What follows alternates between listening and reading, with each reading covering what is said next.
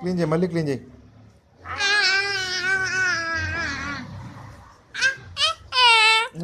కానీ రికార్డ్ చేస్తాను, కానీ రికార్డ్ మళ్ళీ మళ్ళీ క్లీన్ చేయి.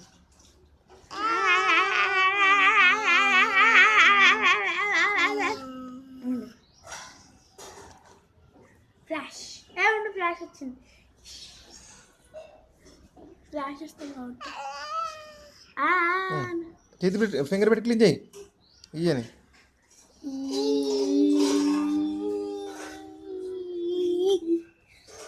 ఇంకా అయిందా చెయ్యి మంచిగా.